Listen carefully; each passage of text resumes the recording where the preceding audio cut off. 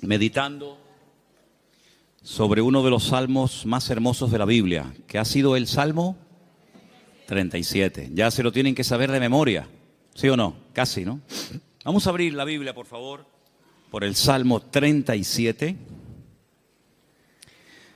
Aleluya, gracias al Señor. El jueves también meditamos un poquito acerca del Salmo y estuvimos viendo algunas cosas que vamos a poner ahora ahí en la pantalla. Pero el Salmo 37 es un acróstico. Cada 2 versículos empieza por una letra del alfabeto hebreo, empezando por la primera, la Aleph, terminando por la última, Tav. Cada 2 versículos, así empieza el Salmo. Es un salmo muy completo, 40 versículos. Habla de cosas prácticas. Nos dice el Señor en su palabra cosas que no debemos de hacer y cosas que sí debemos de hacer. No solamente el Salmo contiene prohibiciones, sino también mandamientos a decir, oye, que tienes que hacer esto y esto y esto y esto otro. El mensaje de hoy, aunque está basado en el Salmo 37, yo lo he titulado, y así después lo vais a poder encontrar en internet, los 10 mandamientos del Salmo 37.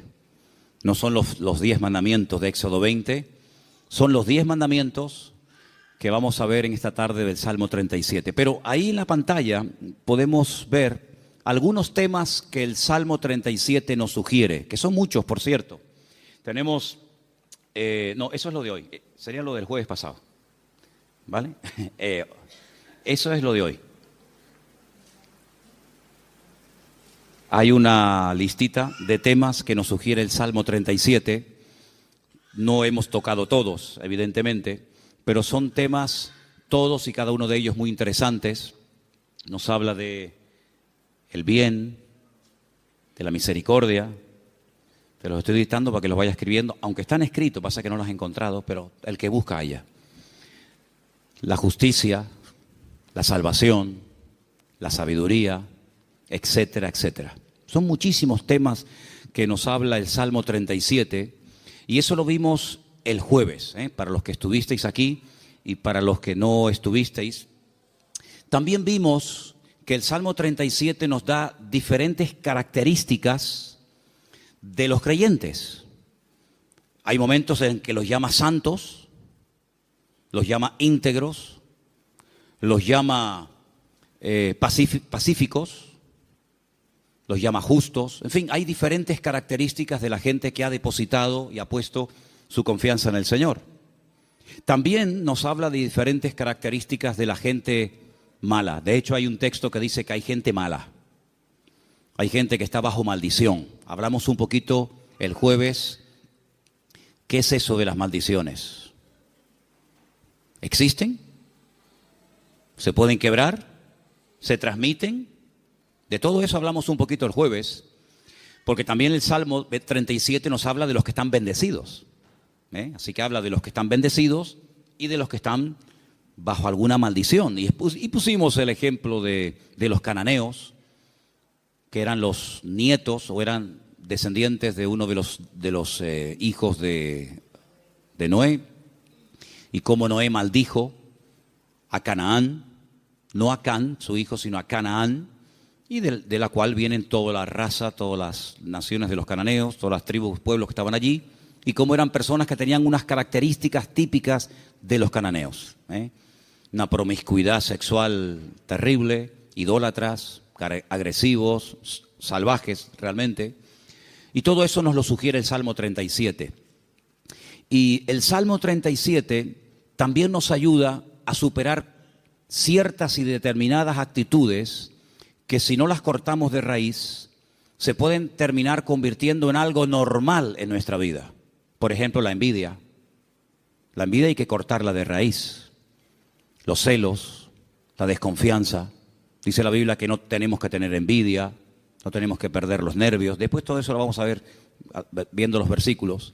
Pero el Salmo 37 es un salmo que también nos ayuda a reaccionar ante lo que nosotros podemos considerar una injusticia. Yo pienso que si yo en esta tarde preguntara, ¿cuántos de los que están aquí han sentido que en algún momento se han sentido injustamente tratados? Pienso que a lo mejor todos levantaríamos la mano, ¿sí o no? A veces por un padre, por una madre, por un pastor, por un jefe en el puesto de trabajo. Todos hemos sido de alguna manera, en algún momento, desde nuestro punto de vista, cuidado, injustamente tratados. ¿Y cómo tengo que reaccionar ante la injusticia? Ante lo que yo esperaba recibir y resulta que he recibido, pero todo lo contrario. El Salmo 37 es el antídoto perfecto. Que por cierto no es la queja. La queja es el lenguaje de los cobardes. La queja mata la fe, debilita el alma. Cuando una persona está todo el santo día quejándose, aunque no hables mucho con él o con ella, la forma como habla, la forma como opina, te está descubriendo el bajísimo nivel espiritual de su vida. El Salmo 37 nos habla de diferentes niveles espirituales. Alguno dirá, pero hay niveles, claro que lo hay. No todo el mundo tiene la misma fe. No todo el mundo tiene el mismo nivel de paciencia o de amor o de conocimiento de la palabra. Siempre habrá alguien que sepa más que nosotros, ¿sí o no?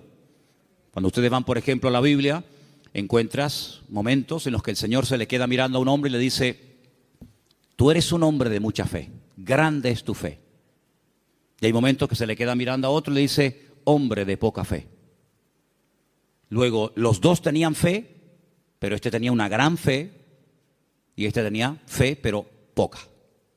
Entonces, en la vida, no todo el mundo tiene la misma fe, no todo el mundo tiene la misma paciencia, no todo el mundo tiene el mismo conocimiento, el mismo discernimiento espiritual. Eso es normal, eso es así, nos guste o no.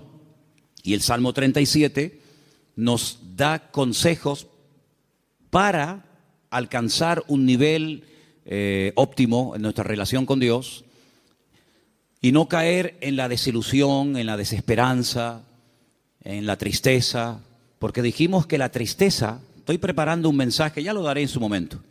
Bueno, estoy preparando un montón de mensajes, pero uno de los que estoy preparando son las distintas caras o disfraces que se pone el orgullo. El orgullo se disfraza, se camufla, a veces de religioso, de espiritualidad, pero a veces el orgullo, y usted dirá, ¿sí? Me suena raro eso. Bueno, el orgullo a veces se disfraza de tristeza. La gente tiene una tristeza y en el fondo es porque tiene un problema con el orgullo. ¿Por qué estás triste? Le preguntas a alguien. No, porque no he recibido lo que tenía que esperar o esperaba recibir, porque no me han tratado como yo esperaba y estoy triste. Y a veces es un orgullo camuflado, porque cuando nosotros pasamos por la vida por una circunstancia difícil, en la economía, un problema en el matrimonio, o de la índole que sea, Dios te está tratando, ¿o no? Dios está tratando contigo. Y hay gente que no le gusta y se rebelan contra la forma como Dios le está tratando. Entonces, sin palabras, le estás diciendo a Dios, yo no merezco este trato, Parece que la tienes tomada conmigo. Es como yo le decía a mis padres, es que los profesores la tienen cogida conmigo. Todos, el de matemática, el de geografía, todos la tenían cogida conmigo. Y siempre la culpa la tiene, si no es el gobierno, es el pastor, si no es el marido, si no es la mujer, si no es Dios, si no es el diablo. Siempre alguien tiene la culpa, menos yo. Y el Salmo 37 es una radiografía de una realidad. La realidad presente. Dijimos el primer día, les recuerdo, que el pasado no existe. ¿Amén? El pasado no existe, no podemos presentarlo, no podemos pesarlo, no podemos medirlo, no podemos tocarlo, no podemos verlo. Es algo abstracto. ¿Dónde está el pasado? Está aquí. Yo lo puedo recordar, hombre, no todo, pero el pasado lo tengo en la cabeza. Y hay personas que viven ancladas en el pasado. O bien porque el pasado fue pésimo y les marcó, o bien porque el pasado, según ellos creen, fue mejor que su presente. Pero ya leímos el otro día un versículo en el libro de Eclesiastés donde dice que no es sabio y no está bueno decir, no es sabio opinar o decir que los tiempos pasados fueron mejores que estos, sino que cada tiempo tiene su característica y si tú tienes que mirar a tu pasado para recordar algo bonito, es que tú no tienes presente.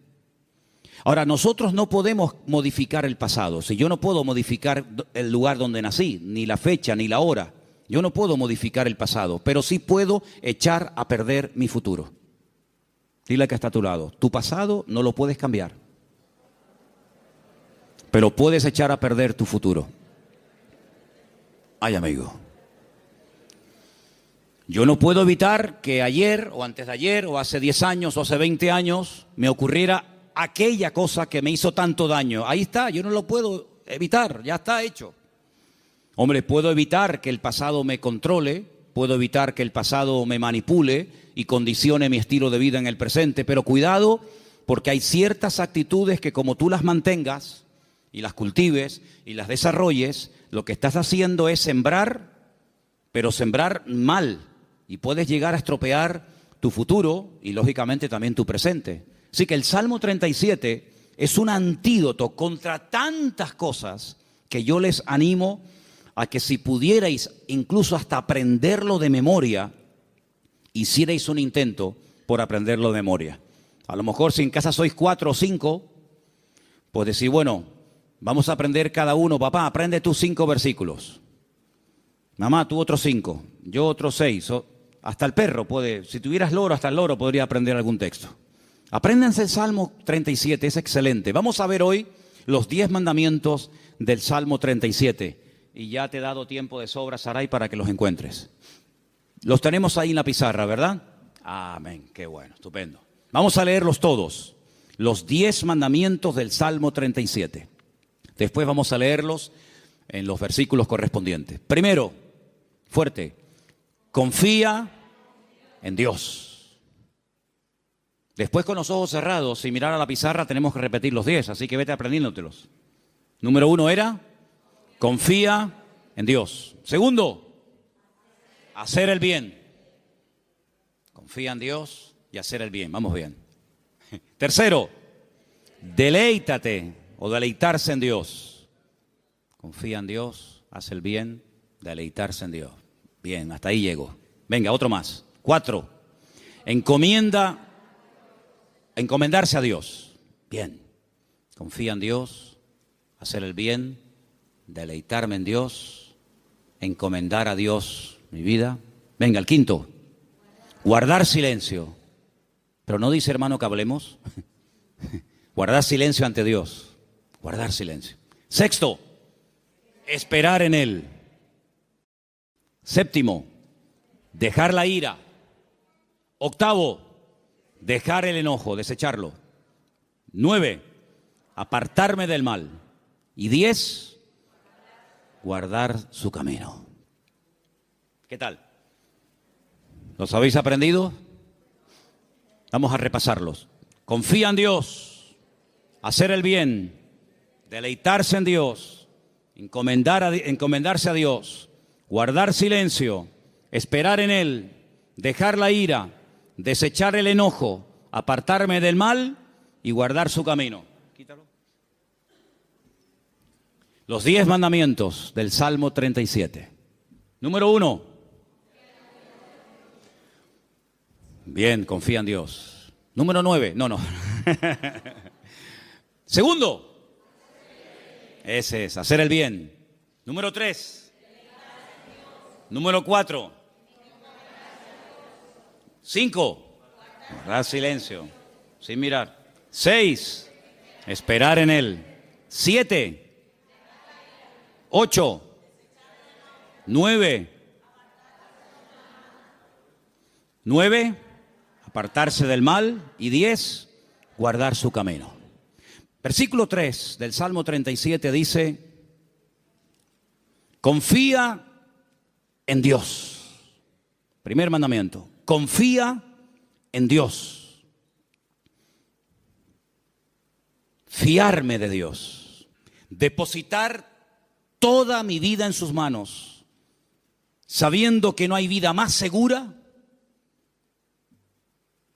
que cuando yo pongo mi confianza totalmente en el Señor.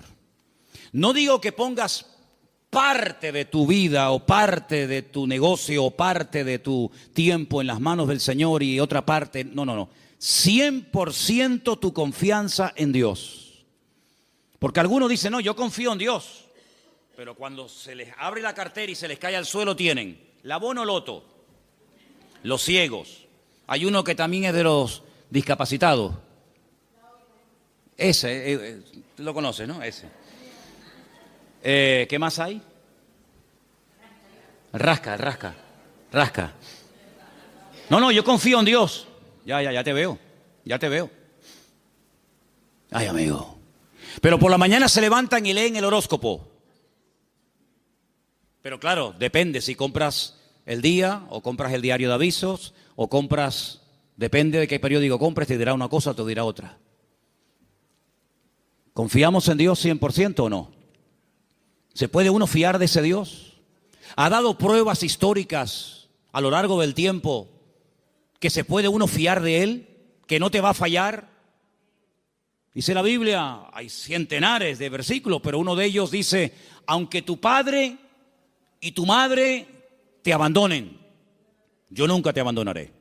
Nunca, jamás. ¿Puede un padre y una madre abandonar a un hijo? Bueno, no será la primera ni la última, lamentablemente. Ha ocurrido. Pero Dios jamás te abandonará. Nunca. Nunca te abandonará. Tú a Él sí, puede ser, pero Él a ti jamás. Dice que nos agarra, nos toma de la mano derecha y nos dice, no temas, yo estoy contigo, yo te ayudo. Por lo tanto, Él ha dado millones de demostraciones a lo largo del tiempo, no solamente a otros pueblos y a otras naciones y a otras iglesias y a otros hermanos, sino a nosotros mismos, de que podemos confiar 100% en nuestro Dios. Y cuando mi vida está 100% en sus manos, el temor no tiene cabida. La inseguridad, la queja, la desconfianza. Porque yo me fío de que al haber depositado mi vida en sus manos, Él me va a pastorear, y Él me va a guiar, y Él me va a ayudar en todo momento, lugar y circunstancia. Y si Él permite que yo pase por una situación, digamos, difícil, por una situación que me hace sufrir o llorar, por algo será, aunque no lo entienda. Pero yo he dicho muchas veces que el Señor no nos ha llamado a entenderlo siempre todo, pero a obedecer y a fiarnos de Dios siempre. ¿Cuántos dicen amén? Por lo tanto, el primer mandamiento es lo que va a marcar la diferencia entre una vida y otra. Una confianza total en Dios. Sé que mi Dios me va a cuidar, me va a proteger, y hay un salmo que dice, y aún más allá de la muerte, el Señor me guiará. Porque mi vida ha sido comprada con su sangre, y para Él soy su hijo, y el Señor nunca, jamás abandonará a sus hijos. Pero en el mismo versículo 3, donde hemos leído, confía en el Señor, dice, haz el bien. Es decir, como dijimos el otro día, no estés de brazos cruzados, mantén una vida activa en el Señor. No, yo confío en Dios. Sí, pero tú ni oras, ni te congregas, ni lees la Biblia, ni estudias la palabra, ni te involucras. Sí, confías en Dios, pero es una vida light, es una vida sin compromiso. Es una vida donde, venga, hoy quiero orar, pues oro 3 horas. Mañana no quiero orar, pues no oro. No. Es una vida de constancia, de perseverancia, una vida de disciplina. La vida de un cristiano tiene que ser una vida disciplinada, no una vida caracterizada por el desorden, guiado por emociones, por sentimientos, que son al fin y al cabo pasajeros y traicioneros, sino de tener determinación.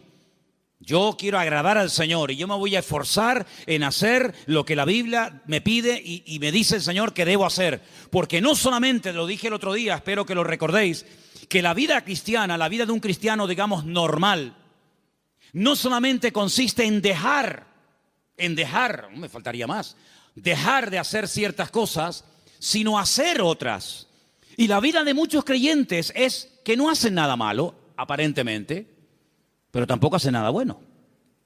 Y por ahí leímos la semana pasada un texto de Santiago, donde dice el texto, el que sabe hacer lo bueno y no lo está haciendo, está pecando. ¿Cuántas personas están pecando sin querer? ¿Cuántas personas saben que hay que hacer algo, pero no lo hacen? Por lo tanto, no te jactes ni presumas de que ya no hago cosas malas, porque el que sabe hacer lo bueno y no lo está haciendo, está pecando no por acción, sino por omisión. Está olvidando que tiene una responsabilidad delante del Señor de hacer, de actuar, de vivir en consecuencia la fe que dice que tiene en el Señor. Y en ese hacer, en esa confianza que he depositado en Dios, comienzo a disfrutar de mi relación con Dios, a deleitarme en Dios. Comienzo a tener placer de ser cristiano. Ser creyente no es una desgracia, hermanos. No es una pesada cruz que me martiriza, donde no disfruto de nada, sino yo creo que es más bien todo lo contrario. El creyente tiene que aprender a disfrutar de lo que tiene ya, ahora. ¿Cuántos dicen amén? Y dice, bueno, pero ¿qué tengo? ¿Cómo que qué tienes? ¿Qué tienes? Pues lo primero que tienes que darle gracias a Dios es por la vida que tienes. ¿Te parece poco? Y por la ropa que llevas puesta. Y por los zapatos que llevas. Porque hay millones de personas que jamás en la vida se han puesto zapatos. Y por la comida que has comido. Y por la casa que tienes. Y por el coche que tienes. Y si no tienes coche, por lo menos pudiste venir en la guagua. Fíjate que es bueno Dios que el hombre ha inventado un sistema para transportar a la gente de un lugar a otro. Y mira tú por dónde tú puedes disfrutar de él. Gloria a Dios. Tienes una iglesia donde poder congregarte. Si tienes hijos, si vienen a la iglesia, ahora mismo están siendo atendidos por hermanas que se están perdiendo el culto para que tú estés aquí oyendo la palabra y los niños están siendo atendidos. Gloria a Dios por ello. Gracias al Señor por el lugar donde vivimos. No tenemos que vivir con miedo, con una inseguridad. Algunos que han venido de otras naciones, ¿qué les voy yo a decir a ustedes? Donde me dicen, no, que va allí. Donde yo a las 5 de la tarde todo el mundo como los topos bajo tierra. Todo cerrado, con rejas, con ventanas, con persianas. Uy, por la calle no puedes ir porque va todo el mundo armado y te quitan el reloj y te quitan esto. Aquí a mí nunca me han quitado nada y tengo 55 años, a mí nunca me han robado. Cuidado, a ver si ahora me va a pasar que me roben, pero bueno, no pasa nada. Si me roban, ¿sabes por qué me han robado? Porque algo me sobra. Porque no se le puede robar al que no tiene nada. Luego, si te roban algo es porque tienes algo. Ya es un motivo para dar gracias a Dios. Por lo tanto, hermanos, deleitarnos de lo que tenemos. Hay gente que siempre tiene o la pena de lo que perdieron, que tenían y perdieron, o están soñando siempre en algo que quieren tener, que a lo mejor nunca lo tienen, y en vez de disfrutar de lo que tienen ahora, viven o en el pasado o en el futuro, en tierra de nadie. Cuando lo que tienes que disfrutar es de ahora. Dale gracias a Dios por la silla en la que estás sentado. Y si no hacemos un día una prueba, quitamos todas las sillas y los bancos de la iglesia. Y os quedáis como yo mientras yo predico de pie. Y tenéis que estar todo el tiempo en la alabanza de pie, todo el culto de pie. Baños, los vamos a cerrar, no hay baños. Luz, cortamos la luz. Entonces vamos a comenzar a valorar que tenemos un local con luz, con aire acondicionado, con micrófono, con una silla. Gloria al Señor, no hay millones de motivos para darle gracias al Señor, hermanos. Hay cambios y hay milagros que solamente vendrán a nuestras vidas cuando comencemos a dar gracias al Señor por lo que tenemos. ¿Para qué quieres más? ¿Para qué quieres más? Si con lo poco que tienes, según tú, te quejas, si tienes más, te vas a quejar más. Entonces Dios a veces a alguna gente no le da más porque entonces estarían quejándose más tiempo todavía. Dice la Biblia que un día los discípulos llegaron al Señor y le dijeron, Señor, la gente tiene hambre, viven lejos, el lugar en el que estamos es desierto, no hay comida y ni siquiera tenemos dinero para dar de comer a semejante multitud. Diles que se vayan. Y el Señor le dice, ¿y por qué? Dadles vosotros de comer, aprender a enfrentar nuevos desafíos. ¿Saben, hermanos? Una congregación, un creyente que no tiene desafíos delante es un creyente que termina con el paso del tiempo estancándose. ¿Por qué les he comentado ahora de hacer una tronja, de ampliar el salón, de poner arriba un balcón, de hacer más? Pues tenemos que tener desafíos delante de nosotros. Si no nos acomodamos, nos hacemos señoritos. Bueno, estamos bien como estamos. Como decía la antigua canción, somos un pequeño pueblo muy feliz. No, hay que esforzarnos y hay que trabajar y hay que sudar. Y cuando yo empiece a notar, yo les hablo de Manolo Sierra, cuando yo empiece a notar que me estoy acomodando, digo, hermano, mi tiempo aquí se terminó. Yo no quiero estar más aquí. Yo me tengo que ir a un sitio de pionero a empezar de cero. Hermanos, no podemos darle lugar a la rutina en nuestra vida, a la monotonía. Tienen que haber desafíos. Hay congregaciones que viven de las glorias del pasado, iglesias que ya lo tienen todo. Y te das cuenta que les hace falta todavía tantas cosas como la iglesia de la Odisea. Nos hemos enriquecido, no nos hace falta de nada. Y el Señor estaba en la puerta de la iglesia llamando, dice, si alguno oye mi voz, Entraré a Él, cenaré con Él y Él conmigo. Habían perdido lo más grandioso y hermoso que puede tener una congregación, que es la presencia del Señor. La habían perdido y ni siquiera se habían dado cuenta. ¿Cuántas cosas hay por ahí así que nos dejan con la boca abierta? Por lo tanto, hermano, vamos a deleitarnos en el Señor. Vamos a disfrutar de la vida. ¿No dice la Biblia, deleítate con la mujer de tu juventud? ¿No dice eso la Biblia? En la mía sí. Algunos me miran como diciendo, pero eso dice la Biblia. Uy, más todavía. Con la mujer de tu juventud, que sus caricias te satisfagan en todo tiempo. Así que ya saben, yo me deleito, pero tú me haces caricias.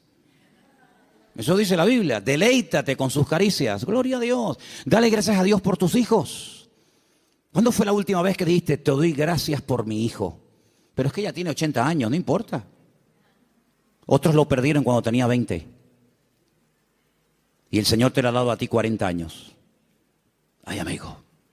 Dale gracias a Dios por tu madre, por tu padre.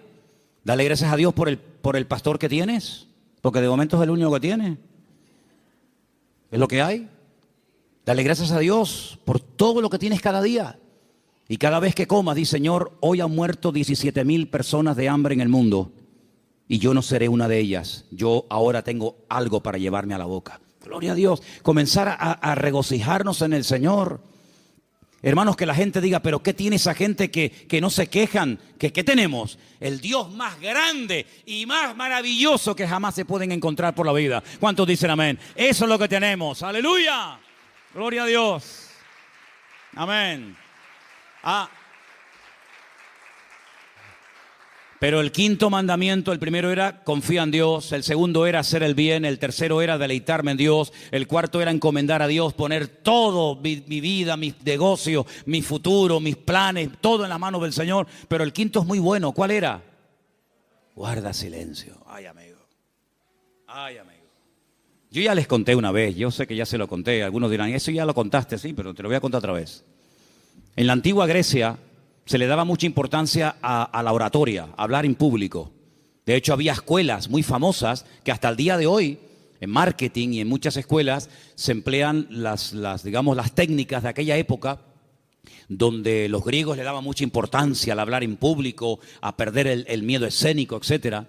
Y había un famoso maestro de una de las escuelas griegas que cobraba por enseñar oratoria, por enseñar a hablar correctamente en público a la gente. Y vino un día un chico y le dijo que quería que este maestro le diera clases. Y el maestro le dijo, a ti te voy a cobrar el doble de lo que le cobra a todos los demás alumnos. Y este dijo, ¿a mí el doble? ¿Por qué? Dice, porque contigo voy a tener el doble de trabajo. Contigo voy a perder mucho tiempo, primeramente, a enseñarte a que te calles. Y cuando aprendas a guardar silencio, es cuando por fin podré comenzar a enseñarte a hablar. Pero quieres comenzar a hablar, y para comenzar a hablar hay que aprender a estar en silencio. ¿Saben que el silencio es algo que se utilizó durante mucho tiempo en algunos lugares como tortura? Poner a una persona en un lugar donde no oía ningún tipo de ruido. Y en algunos casos la gente se terminaba volviendo loca. Pero muchas de las grandes cosas que Dios ha revelado a lo largo de la historia, grandes hombres de Dios, lo ha hecho en la calma, en el silencio. Hay un pasaje muy interesante donde un profeta llamado Elías, un gran hombre de Dios, estaba pasando un momento muy difícil en su vida. Se sentía solo, incomprendido, le pidió a Dios que le quitara la vida. En fin, todo lo que ustedes saben. Y hay un momento en el que él sale de la cueva y dice que se produce un terremoto tremendo en la puerta de la cueva, y él ve que ese terremoto es tan tremendo, tan destructivo, que las rocas se partían. Y había un viento huracanado tremendo y todos los árboles caían. Pero dice, pero Dios no estaba en todo aquello. Él estaba acostumbrado a moverse en el barullo, en el ruido, en el follón, en lo espectacular. Y dice que al final de todo sopló un silbo, un viento suave, una cosa muy suave, muy delicada. Y dice, y el Señor estaba en aquel silbo apacible. Hay creyentes que están todo el día hablando y hablando y hablando y hablando, y muy pocas veces oyen o tienen tiempo para oír la voz de Dios. Búscate un lugar tranquilo, donde tú puedas estar tranquilo, sin televisión, sin internet, sin niños, sin el perro, sin el gato, sin fulano y mengano, donde puedas estar tranquilo, tranquila, pensando en lo que está pasando en tu vida, aprendiendo a interpretar las circunstancias que te rodean. Si algo bueno tiene el silencio, es que tiene una parte terapéutica, ayuda al hombre a meditar y a reflexionar. ¿Qué estoy haciendo con mi vida? Me he plantado ya con una edad en la vida. ¿Qué le está pasando a mi hijo? Que lo veo últimamente muy callado o muy hablador o muy atontado o muy espabilado. ¿Qué está pasando en el ambiente? Y es en esos momentos de calma, de quietud, de silencio ante la presencia del Señor, donde el Señor te puede revelar y te puede mostrar cosas que en el barullo, en el follón y en el ruido no se captan. Por eso este mandamiento de guardar silencio significa aprendamos a meditar tranquilamente en la presencia del Señor. Vivimos en una sociedad muy ruidosa. España es uno de los países más ruidosos de Europa. Sales por las calles y desde que te levantas por la mañana, prácticamente hasta que te acuestas hay ruido constantemente. Y por la noche ni te cuento. En la quietud de la noche es cuando vienen a recoger los camiones la basura. ¿Sí o no? No pasa por tu barrio, estás tranquilo en tu casa y de repente ¡bim, bam, bim, pum, pam, pam! Y dices, Dios, ¿pero qué pasó? Sale el camión de la basura.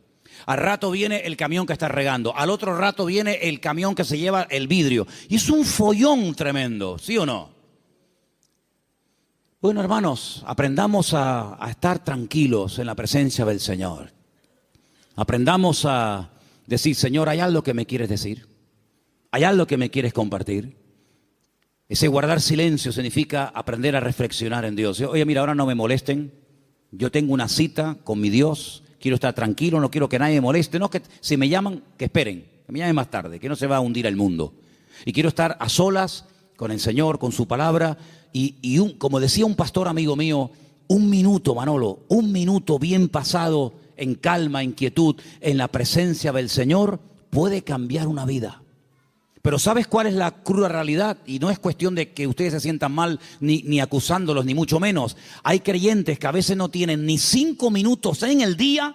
Es tremendo esto, ¿eh? Ni 5 minutos en el día para estar tranquilos. Solamente estar quietos en la presencia del Señor. Cuando teníamos las clases, que hemos dado algunas clases en la iglesia de hermenéutica, de homilética y otras asignaturas, ¿cómo empezábamos la clase? ¿Os acordáis? Venían del trabajo, venían de la calle, una con el abanico, el otro sudando, el otro que llegó tarde. Decía, hermanos, vamos a guardar un minuto de silencio. Claro, algunos pensaban al principio que se había muerto algún hermano de la iglesia. O sea, un minuto de silencio, ¿qué pasó? Digo, no, tranquilo. Y a algunos se les hacía eterno. O sea, un minuto, qué largo se me ha hecho. Hermanos, aprendamos a estar quietos en la presencia del Señor, aprender a observar, aprender a interpretar lo que está ocurriendo a nuestro alrededor. El sexto era esperar en Él. ¿Saben que una de las cosas que yo peor llevo en la vida es esperar? No me gustan las colas.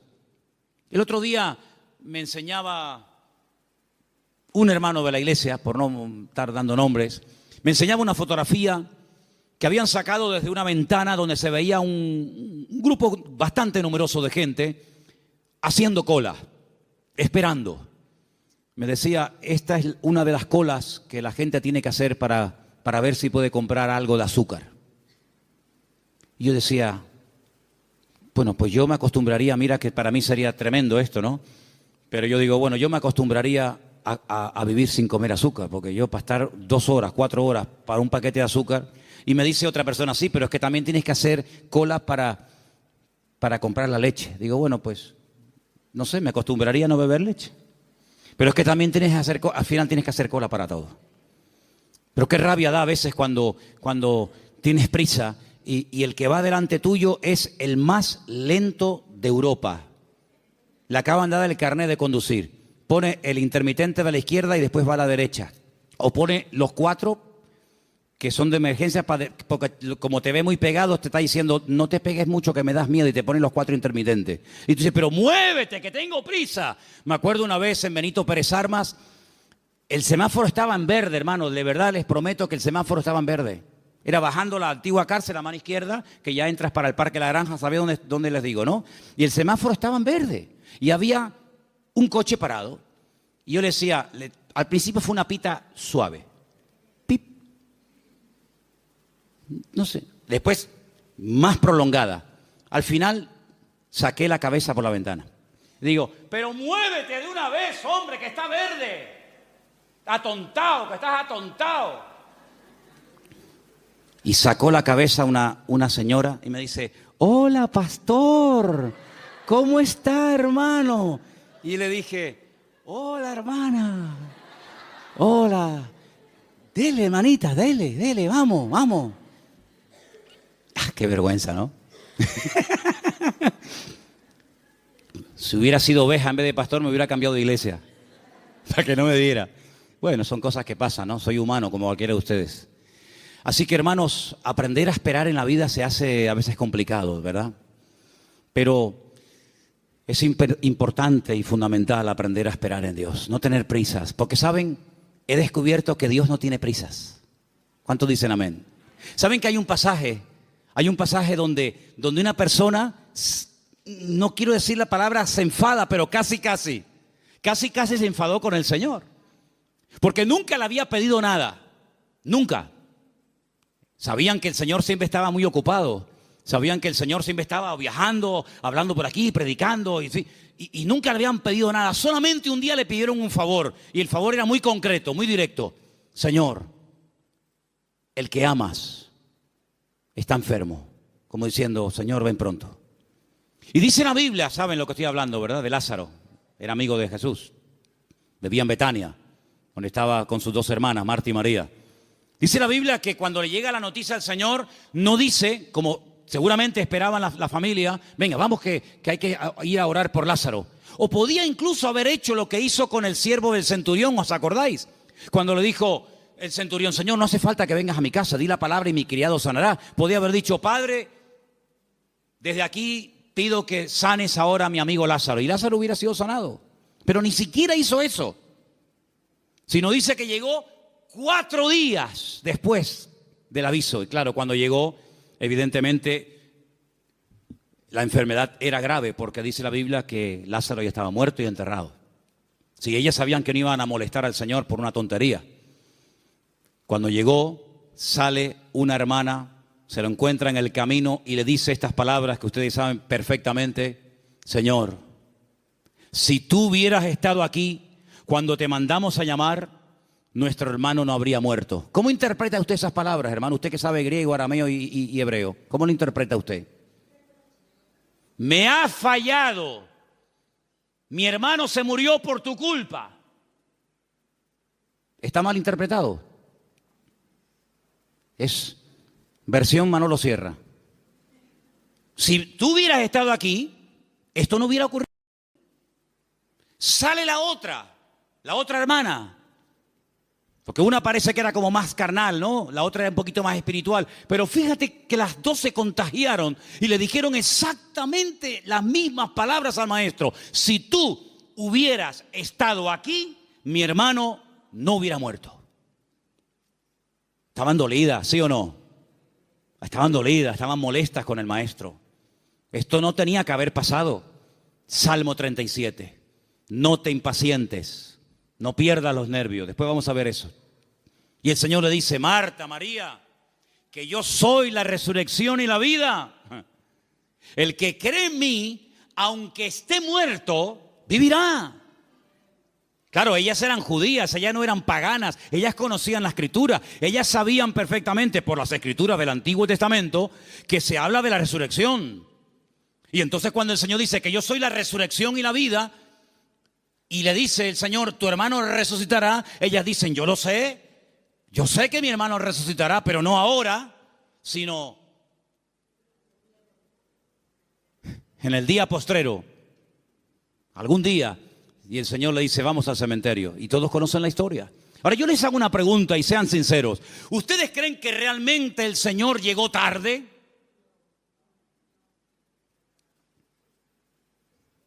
El Señor nunca llega tarde a ninguna casa, a ninguna familia. El Señor siempre llega cuando tiene que llegar. Siempre. Es que si esto hubiera ocurrido media hora antes, sí, pero ocurrió así. El Señor lo quiso así. Y ya está.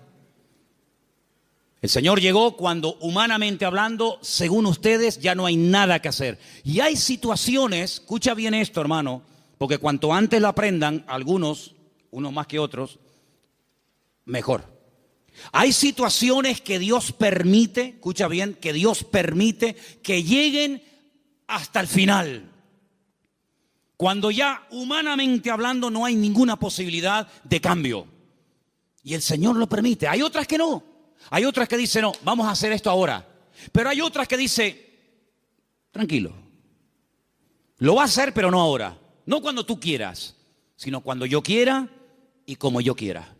Y cuando llega al cementerio, hace uno de los milagros más espectaculares que el Señor hizo a lo largo de su ministerio. Levantar a un muerto que hacía 4 días que estaba enterrado. Eso no lo había hecho nunca. Había resucitado personas que estaban aún calientes. ¿Se acuerdan? La hija de Jairo. Cuando llegó, dice, acaba de morir. Luego, si la tocabas, la niña estaba caliente. Acaba de morir, pero estaba muerta. Pero el Señor la resucitó. Había otros casos donde dice la Biblia que lo llevaban en la caja para enterrarlo. Y bueno, los judíos entierran a la gente el mismo día que muere. Por lo tanto, no hacía ni 24 horas que había muerto. Pero nunca el Señor había llegado tan lejos. Nunca el Señor había hecho un milagro de una resurrección después de 4 días. Si ustedes van a Israel, si ustedes han ido a Jerusalén alguna vez conmigo, ustedes van a ver que en todos los cementerios judíos hay una abertura, como una ventana, que es por donde se cree que al tercer día se va el alma. Y ya es como demasiado tarde, ya no hay escapatoria. A los 3 días, a las 72 horas, se va el alma y ya se fue. ¿Cuándo llegó el Señor? Al 4.º día. Cuando ya no había ninguna posibilidad, según la tradición, según la medicina, de levantar a un muerto, es cuando llegó el Señor. No podía el Señor haber llegado el primer día antes de que muriera así, pero hubiera sido una sanidad más de tantas. Pero el Señor quería hacer algo especial, porque amaba tanto a Lázaro, que si hubiera llegado a la media hora o a los 10 minutos de haber recibido el llamado, hubiera sido una sanidad. Y Lázaro podía haber dicho, el Señor me sanó cuando yo estuve enfermo. Pero yo te amo tanto, Lázaro, que no te voy a sanar. Te voy a resucitar. Y eres la única persona en toda la historia de la humanidad que yo resucité al 4.º día. Entonces no te das cuenta, hermano y hermana, que a veces hay situaciones como que tú dices, pero ¿dónde va a terminar todo esto? ¿Pero hasta cuándo va a llegar esto? Es por el amor tan grande que Dios te tiene, para que no sea una cosita más que puede pasar desapercibida, o que incluso algún incrédulo diga, bueno, sería casualidad. No, va a llegar al límite, al extremo, cuando ya no hay ninguna posibilidad de cambio, de mejoría o de perfeccionamiento, cuando el Señor va a llegar y va a decir, ahora, para que la gente diga, esto era para la gloria del Señor. ¿Cuántos dicen amén? ¡Aleluya! Así que tranquilo, no te precipites. Amén. Hay 4 prohibiciones antes de seguir con la lista de los mandamientos. Hay 4 prohibiciones, las voy a leer rápidamente. 4 cosas que el Salmo dice que no tenemos que hacer. Yo las voy a leer y tú te vas a preguntar a ti mismo si las estás haciendo. La primera está en el versículo 1. Salmo 37:1. No te impacientes a causa de los malignos. No te impacientes. No pierdas la paz. Tranquilo, relájate. Dile a que está a tu lado, relájate. Tranquilo. No te impacientes. No pierdas la paciencia. Número 2, en el mismo texto. Ni tengas envidia de los que hacen iniquidad. Así que ni impacientarme, ni tener envidia. Jamás. Ni una cosa ni otra. Versículo 7. No alterarme. Guarda silencio ante el Señor, espera en Él. No te alteres con motivo del que prospera en su camino por el hombre que hace maldades. No te alteres. Tranquilo, relájate. Cuenta hasta 10. Versículo 8. Deja la ira desecha el enojo, no te excites en manera alguna a hacer lo malo. Estas son las 4 prohibiciones, las 4 cosas que el Salmo 37 prohíbe hacer a un creyente. No perder la paciencia, no tener envidia, no alterarme y no hacer lo indebido, es decir, lo malo. ¿Qué te parece? Y en esta actitud, en esta riqueza del Salmo 37 me dice, deja la ira y desecha el enojo. Es decir, si te enfadas, vas a comenzar a hacer y a decir tonterías. Cuando una persona está enfadada, ¿tú le has oído las tonterías que dice? Incluso hasta orando dice tonterías. Ya no aguanto más. Y el Señor dice, cállate, machango. Sabrás tú si aguantas o no aguantas. Si yo te mando esto es porque tú aguantas.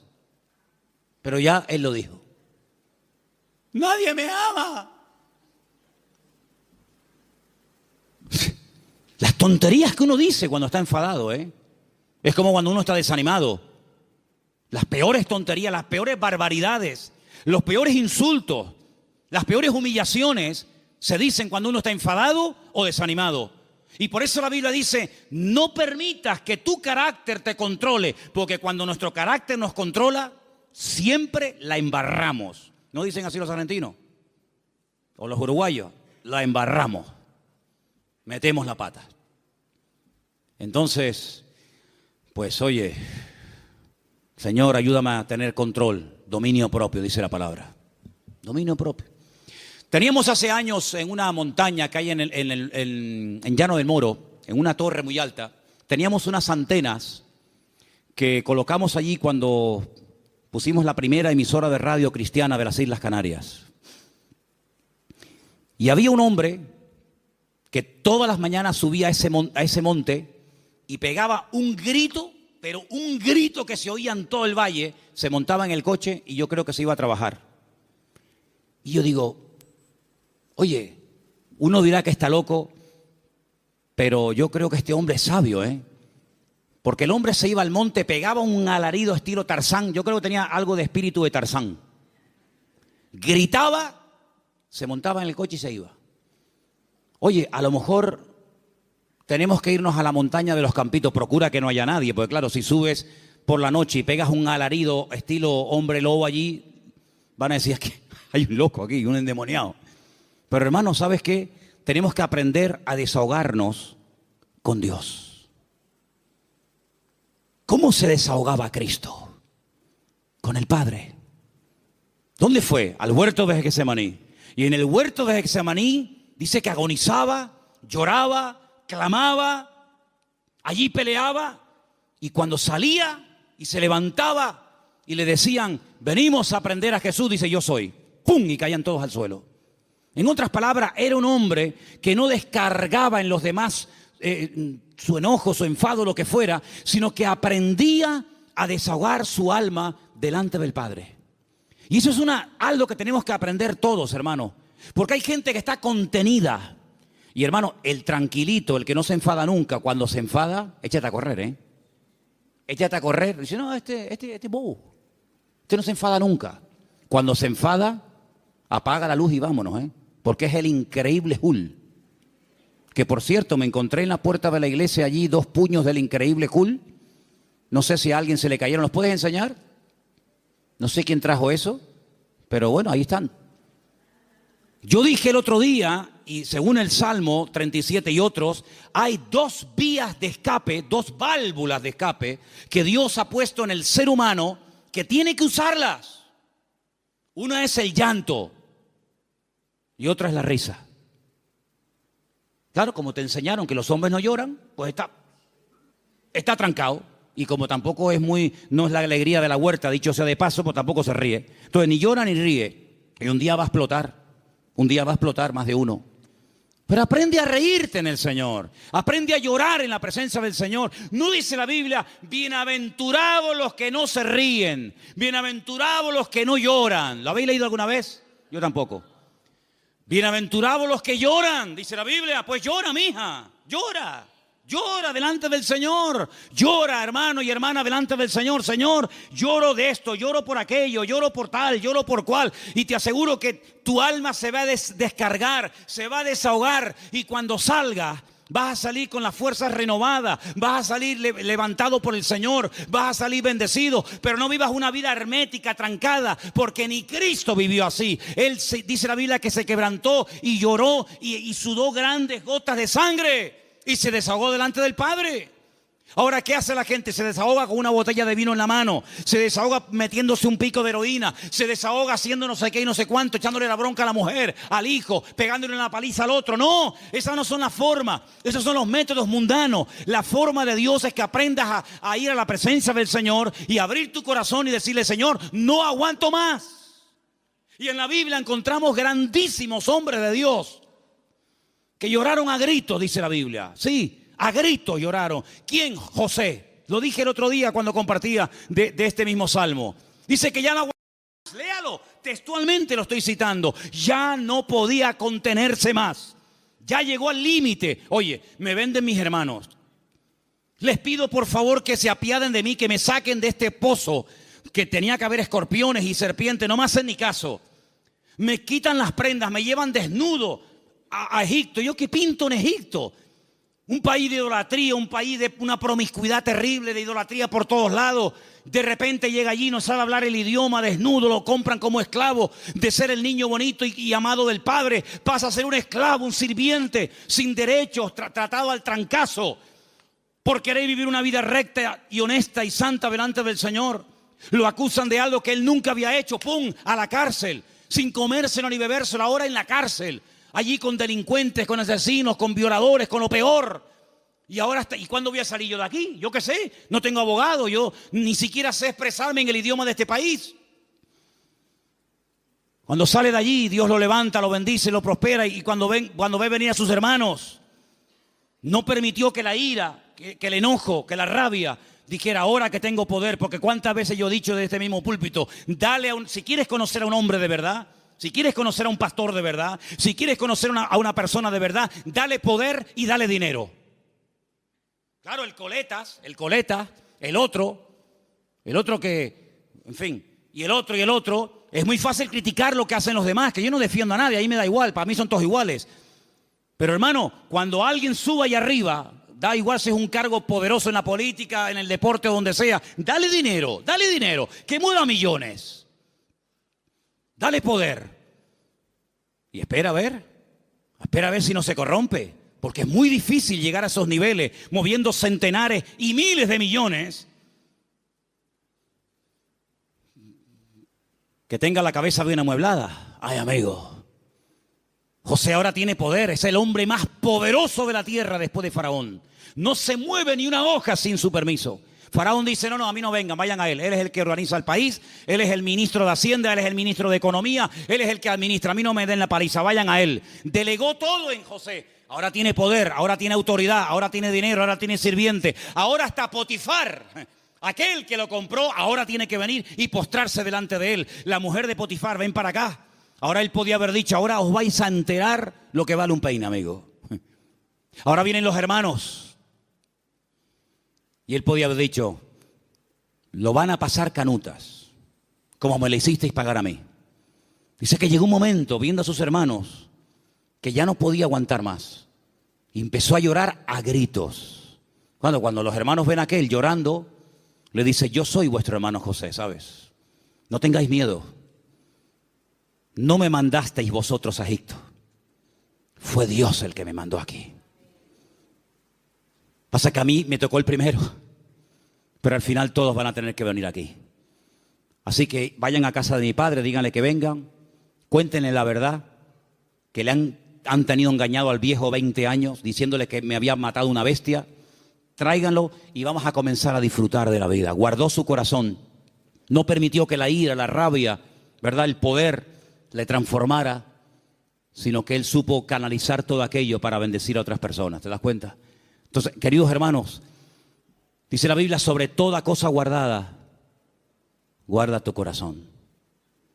Porque la escasez, el depender día a día del Señor no ha echado a perder a nadie. Yo nunca he visto a nadie que por depender del Señor para todos se echara a perder. No, de verdad, créanme, no he conocido a nadie, pero sí he conocido a muchos que cuando tuvieron algo, muchacho, otra persona completamente. Es como yo a veces le digo a los jóvenes, oye, cuando no tenías novia, y no me dirijo a nadie, pero el que tenga, porque tenga, ¿no? O cuando no tenías novio, oye, eras encantadora, saludabas a todo el mundo, venías temprano al culto, te ibas la última. Ahora que tienes novio, eres más antipático que un pepino.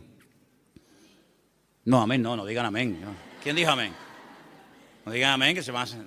No. Entonces, que las circunstancias de la vida no te cambien. Sigue siendo igual, mijo. Sigue siendo igual. Tengo dinero, gloria a Dios. No tengo, gloria a Dios. Oye, que vengo en la guagua, amén. Que vengo en coche, amén. Que vengo en limusina, amén. Ten cuidado que como te la vea yo, te la vendo y compramos la tronja para la iglesia. ¿Me entiendes? Entonces, hermano, mantengamos el equilibrio en el Señor. Mantengamos el equilibrio. Vamos a deleitarnos de lo que tenemos, pero vamos a apartarnos. Versículo 27, apártate del mal. Este versículo es buenísimo. Ya termino con este y con uno más. Apártate del mal, apártate del mal. Dios no tiene que apartarse del mal, somos nosotros los que tenemos que apartarnos del mal. Es decir, ser selectivo. ¿Me conviene a mí esta amistad con esta persona? ¿De qué habla esta persona? Pues mira, está todo el día hablando de esto. No me conviene. No digo que sea mala persona, pero no me conviene. Su mundo no es mi mundo. Sus conversaciones no son las mías. Y para ser amigo tengo que entrar en su terreno y no me va.